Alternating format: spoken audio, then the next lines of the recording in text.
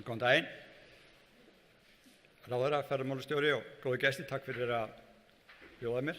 Gaman að koma inn og vera með ykkur og segja ykkur aðeins frá hvað við höfum verið að gera. Mér langar að fara í þetta kannski út frá hvað Arctic hefur verið að gera og líka aðeins að skoða hvað afþreyingar iðnaðurinn á Íslandi er að gera og bera það svolítið saman. Það þekktasta í online, það sem ég man eftir, er þegar við hættum að kaupa flugmið og fá að senda í pappírsformi og fórum að gera þetta með öðruvísi. Maður fór inn í söluskrifstofu, það var einhver call center einhvers staðar sem maður hringdi í og þurfti að bíða svona 40 mínútur eftir að fá samband og svo talaði maður við einhvern, keypti sér miða, gat maður þess að tekið frá flugsæti, bara svona tekka maður til að seinna hvort maður ætlaði að fara. Þetta er nú allt breyst og núna gerist þetta svona, það er bara síminn okkar gerir þetta. Og mér finnst alltaf áhugavert og við höfum gert mjög mikið af því að skoða hvernig er Arctic Adventures og afþreyingin að gera þetta samanborið við þess aðila, eins og flugfélögin til dæmis, sem eru mjög framarlega í þessari þróun. Kúnninn sem er að koma til okkar í dag, svona þessi meðalkunni, og við öll, við gerum kröfu það í dag að fá mjög góða þjónustu, góða vöru, en við viljum ekki borga fyrir hana. Við viljum ekki borga mikið fyrir hana. Við ætlumst til þess að sé hægt að veita okkur þjónustu á tiltölulega lágu verði eða hagstæðu verði. Og margt sem við erum að gera, ef við skoðum verðþróun og mörgu sem við erum að gera í ferðaþjónustu, þá hefur það ekki breyst í mörg ár. Til dæmis hafa verðin hjá Arctic Adventures síðan við komum inn fyrir 3 árum síðan, þau nánast enginn þeirra hafa hækkað í 3 ár, þrátt fyrir mjög mikið af kostnaðarhækkunum. Þannig að við höfum orðið að vinna með þær öðruvísi. Við erum vön því að, til dæmis með flugsæti, við vitum þegar við förum inn á lággjalda flugfélag að það býður okkur góð verð. En við vitum líka að þeir munur að selja okkur eitthvað annað því þeir getur okkur ekki framleitt þessi verð á þeim kostnaði sem þeir hafa. Og við förum inn, við veljum okkur sæti, við borgum fyrir töskur og tryggingar og ég veit ekki hvað og hvað. Og einhvern veginn erum við farin að sætta okkur við það í bókunarferlinu að þetta er bara svona. Bókunarferlið er ekki bara að fara inn og kaupa sæti, það er að gera margt annað. Og þið skoðið afþreyingarfyrirtækin, enginn gerir þetta. Ekkert fyrirtæki er með bókunarviðmót sem gerir eitthvað meira heldur en að bara að bóka ferðina sem er í boði. Og spurningin er, eigum við hugsanlega að fara að skoða aðra hluti? Ég sé kannski ekki endilega fyrir mér að við förum að selja gluggansætin í rútunum og svoleiðis, en þetta er samt áleitin spurning, erum við að missa af einhverju í þessu? Ryanair hefur gengið líklega lengra heldur en flestir aðrir. Ég veit að mörg inni og ég veit að Doug, I'm talking about you a little bit about your presentation. So, að fólk hefur mismunandi skoðun á Ryanair. Ryanair veit alveg hvað þeir eru að bjóða upp á. Þeir eru að bjóða upp á lægsta flugsætið, lægsta verð á flugsæti í Evrópu með langlægsta kostnaðinum mest og þeir eru hagkvæmastir, besta verði og þeir græða meira en flestir aðrir. Þetta er stærsta heimasíða flugfélaga nokkuð staðar í heiminum. Þeir selja, og það sem ástæðan svona, kannski aðal ástæðan fyrir ég setti á þarna, er að þeir selja 94% af sætunum sínum beint, engin millilegir. 94%. Það er magnað. Þá eru 129 miljón farþegar með þeim á síðasta ári. Það er svona einhverjir, þrátt fyrir að fólk hafi einhverjum svona mismunandi skoðun á Ryanair, þá eru samt 129 miljón manns sem ákvaða að fara með. Þeir eru á tíma og gengur mjög vel. Förum þá aðeins yfir í Arctic, því að það er mjög áhugavert að bera þess aðila, ég kom að Ryanair var þarna uppi, EasyJet, þessi flugfélög, hvað eru við síðan að gera sem að þessir aðilar eru búin að finna upp og undan okkur sem við erum mjög góðir í. Við keyptum Arctic Adventures árið 2015, þá var salan 900 milljónir og við horfðum svona til þess að stækka fyrirtæki kannski í 3 milljarða. Það var svona, við gerðum ákveðið markmið þær yfirtökur sem við gætum farið í og innri vöxt, þannig við vorum að tala að fara á 900 milljónum í 3 milljarða. Ná þannig fram stærðarhagkvæmni. EBITDAn var 6% í félaginu þegar við keyptum og kostnaðar hlutfall 94%. Ef við bætum við fjármagnskostnaði, afskriftum og svoleiðis, þá var auðvitað fyrirtæki rekið með tapi. bein sala fyrirtækis var 18% og við horfðum líka til þess að bæta enn meira öryggi og gæða staðla sem voru í fyrirtækinu. Hvað hefur gerst síðan til 2017? Við erum með aðalfund í dag, þannig að ég þarf að gera aðra presentation eftir hádegi. Þannig að veltan í dag, veltan sem 2017 í samstæðinni, sem eru samanstendur á nokkrum fyrirtækjum, var 5,3 milljarðar. Það komið aðeins lengra að þessi 3 milljarðar sem við ætluðum í. Og við varum með 230.000 viðskiptavini á síðasta ári. Við varum með 230.000 farþega, þannig að það má eiginlega segja að 1 af hverjum 10 sem kemur til Ísland kemur í ferð með okkur, einhvers staðar. Það eru þetta mjög margar og margbreytilega ferðir. Kostnaðarhlutfallið hefur lækkað úr 94% í 83%. Og þetta er mjög markvisst. Og þetta er ekki bara eitt, þetta er ekki bara það að, laun hafa auðvitað hækkað á sama tíma, en við höfum getað með hagræðingu með því að hafa fleiri í bílunum, eða sem betri nýting á bílum, betri nýting á gætu, bara betri nýting á öllu og minnka OTA-kostnað, af því að við erum komin úr því að selja 80% bein í að selja 67% bein. Þannig að tveir af hverju 3 farþegum sem koma til okkar, þeir bóka beint til okkur.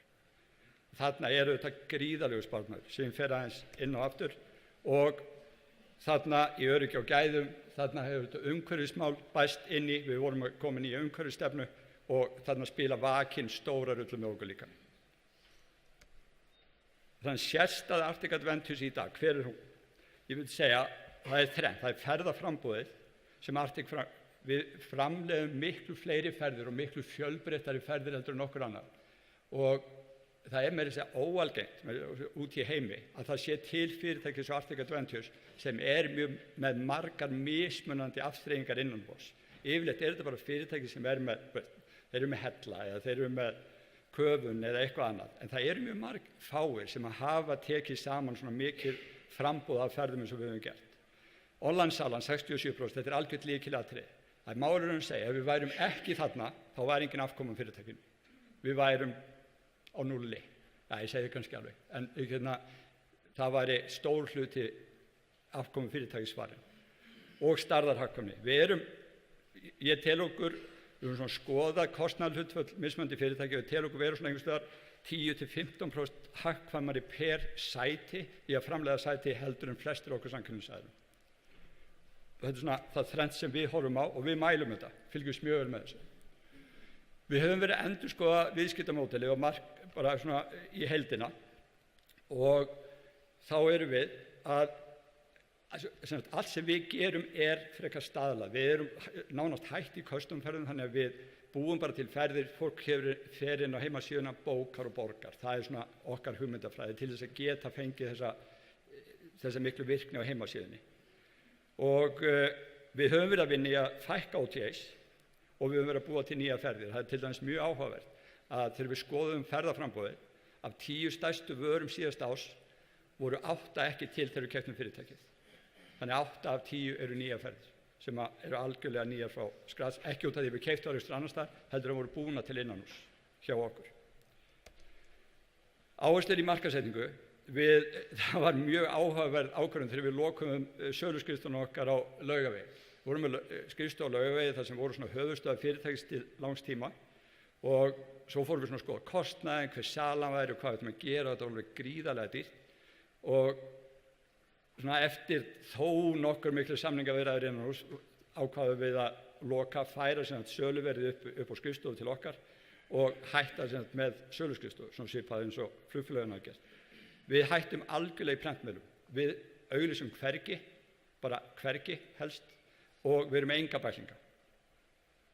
Við erum að vísu, ég held að Dalvík sé ennþá með einhverja bæklinga en ég held að sé ekkert annað eftir. Þannig að við þurrkum bara út allt saman og það kom í framhaldi af því að við gerðum test á bæklingunum okkar þar sem við prófuðum bara, við settum mjög brjála tilboð inn í bækling fyrir þó nokkuð löngu síðan og dreifðum, ég man ekki hvað, 3.000-4.000 bæklingum, það komu 2 og þetta kostar milljónir.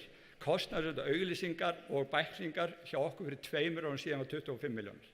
Þannig við þurrkum þetta bara út í einu og ákváðum bara að stíga skrefið alla leið og verið ekki að prófa að minnka þetta eða eitthvað laus.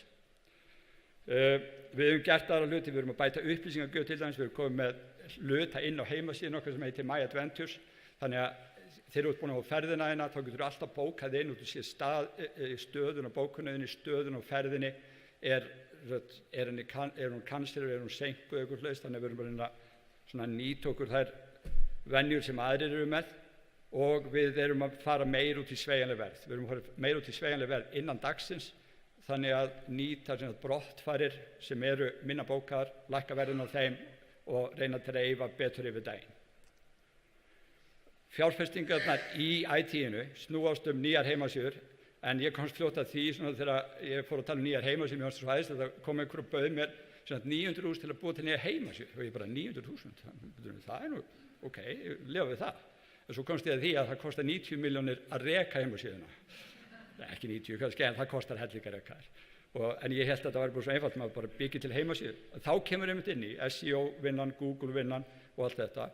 Og við ákvæmum þetta á endanum að eftir að hafa unni með þó nokkrum aðilum á Íslandi í ráðgjöf í SEO-vinnu og Google-vinnu að ráða okkur bara mjög sterkt erlent evrópskt fyrirtæki sem vinnur fyrir stórfyrirtæki Evrópu til að gera okkar SEO-vinnu. Og það hefur byllt okkar SEO-vinnu og sölu, online sölunni. Þetta mér, ég veit að margir vilja tala um þetta, það alltaf verið að tala um þetta mig. OTA-kostnaður, sem þetta Online Travel Agents. Þetta gríðarlegur kostnaður, en það mjög áhugavert. Og ég held að enginn hérna inni spái hvað hann mikill. Við tölum 20, 30, 35%. Einhverjum inni sem mælir hann? Í raun og veru. Einhverjum inni sem gæti sagt mér í alvöru hvað OTA-kostnaðurinn hjá þeim? Ég held að svarið sé nei. En ég held að við eigum öll, af því að þetta stærsti kostnaðurinn í fyrirtækinu ykkar, þessi OTA-kostnaður. Ég held að ég breyta reikningunum ykkar og ég held að eigið að setja þóknanir og afslætti sem sérlínu í tekjumódelinu og svo að gera markaðsstjórann ábyrgan fyrir þessu kostnaði. Þetta gríðarlegur kostnaður og enginn fylgist með honum. Hann bara svona eitthvað, já, þetta rosa tala, en svo má ekki tala um hana. En OTA-in, þau lifa á þessu, að við gerum ekkert í þessu. Og ég held að við séum aðeins að lofa þeim að líða aðeins og vel. Þannig að við allavega, við fylgjumst með þessu. Ég get að vísa ekki sett ykkur nákvæmlega tölun núna, en ég að fara að sýna ykkur tölun á rétt á þetta. Og ég mun koma meiri nót í eftir. Salan okkar 2014, sem sá reikningur sem við byggðum á þegar við tókum við fyrirtækinu, þá var 900 milljónir. Við borguðum í þóknari 20% og hlutfall OTAs var 82%. Í dag þetta 5,3 milljarðar, veltan á síðasta ári og 33% OTAs. Við höfum aðeins lækkað meðalþóknarinnar út af því við borgum fasta þóknarnir 20% fyrir dagsferðir og 15% fyrir multidayferðir. Og kostnaðurinn ef við verum að borga í dag sama hlutfall og við borgum árið 2014, þá varum við að borga 850 milljónir til OTAs. Sama hlutfall, 850 milljónir í kommission. Það að grínast? Svo erum við eitthvað að spá í hvað hægt að gera fyrir 850 milljónir? Það hægt að gera helling. Og beitt sparnaður hjá okkur, þetta að kosta okkur eitthvað, og beitt sparnaður í þessu samanburði 350 milljónum, þannig að fyrirtæki 350 milljónum betur off í dag heldur en var fyrir 2014 með þessari breytingu. En hugsa ykkur, að borga OTAs 850 milljónum, það hlýtur hægt að ráða einhvern í marketing og IT fyrir það. Og ég mæli með því. En sparnaðurinn auðvitað eitt, en þetta gleymist. Að það að eiga viðskiptasambandið við viðskiptavininn og geta tala við hann jafn mikið og sparnaðurinn. Það gríðarlega mikilvægt. Það að geta átt þetta samstarf við þegar frá OTA-unum, þeir neita láta ykkur hafa e-mailin, af því þeir vilja ekki að þið tali við þau. Þeir vilja ekki að þið sendi þeim promotional e-mail áður að koma til Íslandi, þeir vilja ekki að þið tali við þau meður á Íslandi, þeir vilja ekki að þið tali við þau eftir að koma heim og þau banna ykkur með að safna e-mailunum meðan að þeir eru hjá ykkur. Og við höfum lagt gríðarlega mikla upp á því að eignast þessar upplýsingar. Styrmir, hann verður alveg í öll þessi 3 ár, og hann sagði þetta fyrir 3 árum, hann segir þetta hver einasta ári, okkar mikilvægasta eign sambandi við viðskiptavini. Og það mikið til í. Og við eigum, myndi ég segja, með OTA-unum enga möguleika á viðbót á markaðssetningu. Með því að eiga viðskiptasambandið, þá get ég farið að, þegar hann bókar hjá mér, hann sendir mér e-mail, ég get farið að senda honum e-mail tilbaka, ég get farið að segja við hann, þú ert að koma, ég veit þú ætlar að vera 5 daga á Íslandi eða 7 eða hvað sem viltu hugsanlega kaupa aðra ferð, tilbúin að gefa 15% afslátt af næstu ferð, viltu leigja jakka, buxur, skó og svo framvegis. Fatnað, minjagripi, ýmislegt sem við getum boðið honum upp á. Sambandi líka fyrir og eftir. Við prófuðum núna í janúar, heldur var rétt með, að senda á alla viðskiptavinina okkar sem höfðu komið til okkar tilboð farðu og segðu einhverjum viniðinum frá að varst á Íslandi og hérna voucher fyrir hann. Gefðu honum 20% afslátt. Þetta varð að einni stærstu söluviku sem við höfum nokkuð tíðan átt. Þetta var í janúar. En þetta samband, þetta geta tala við viðskiptavinin, svo ofsalega mikilvægt og ég held að sé eitt af mikilvægasta sem við erum að gera.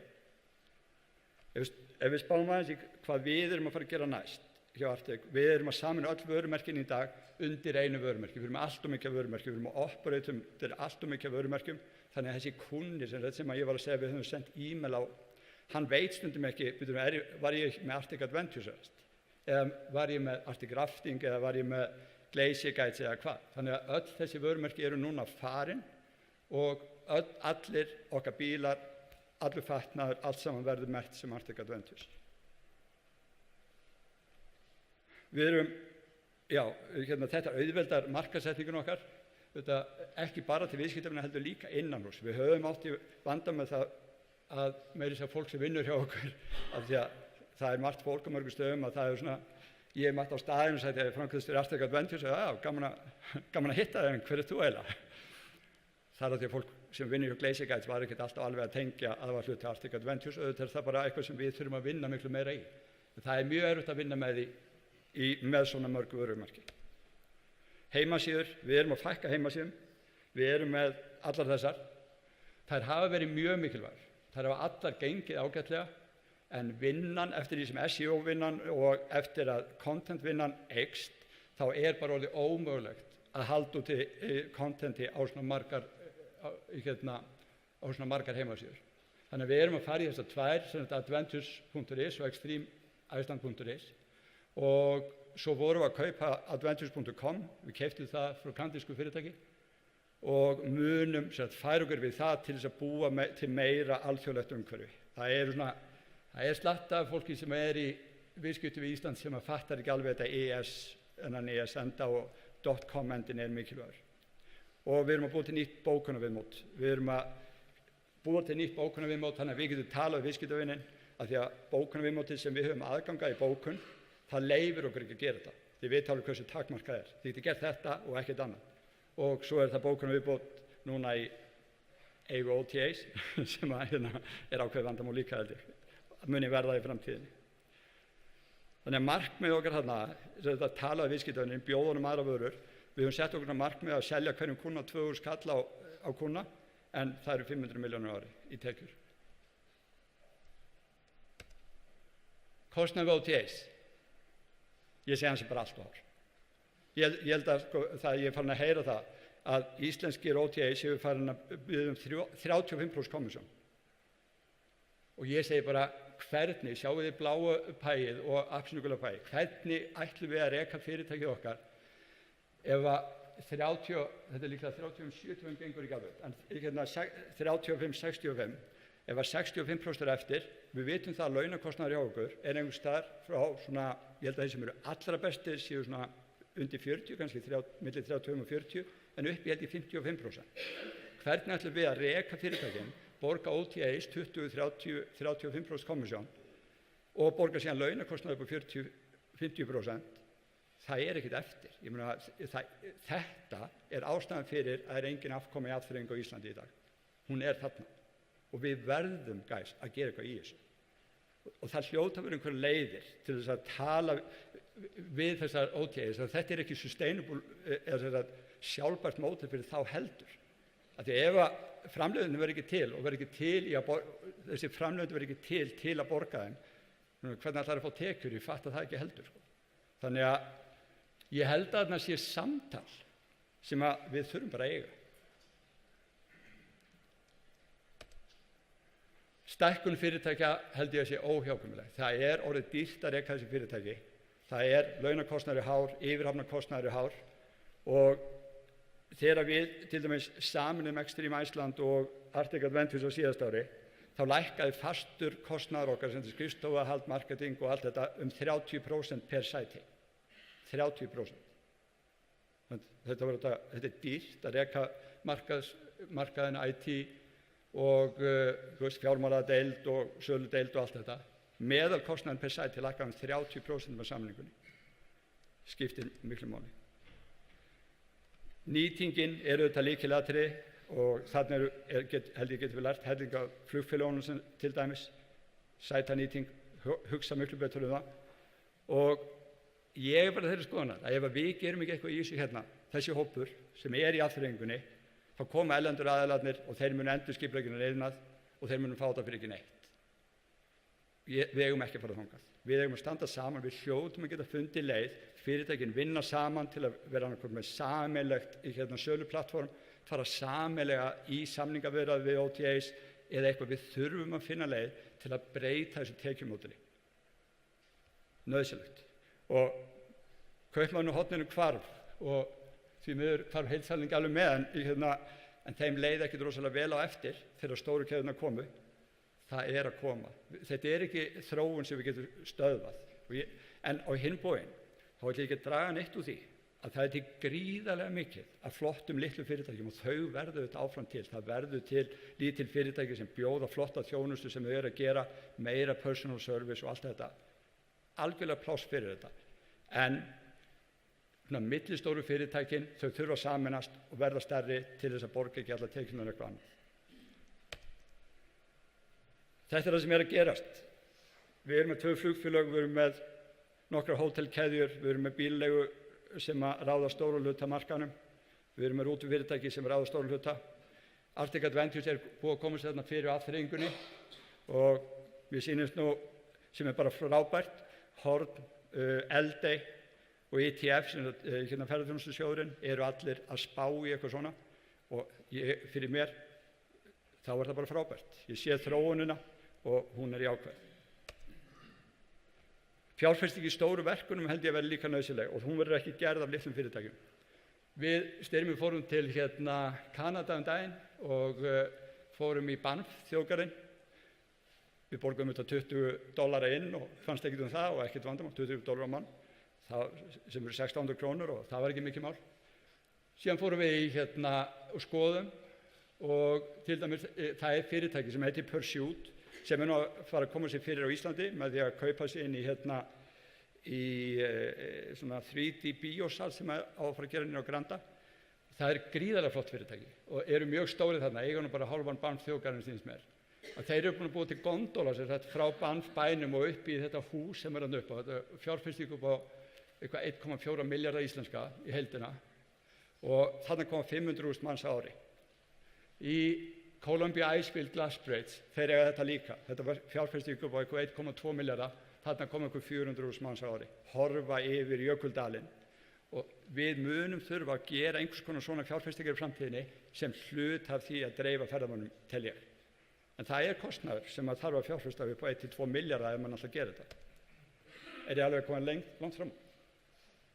Ég var nú bara að lesa Viðskiptablaðið og þá sá ég þessa samantekt hjá þeim að nýlega úttekt KPMG bendi til þess að fyrirtæki í ferðaþjónustunni verða að leita allra leiða til þess að bæta afkomu sína.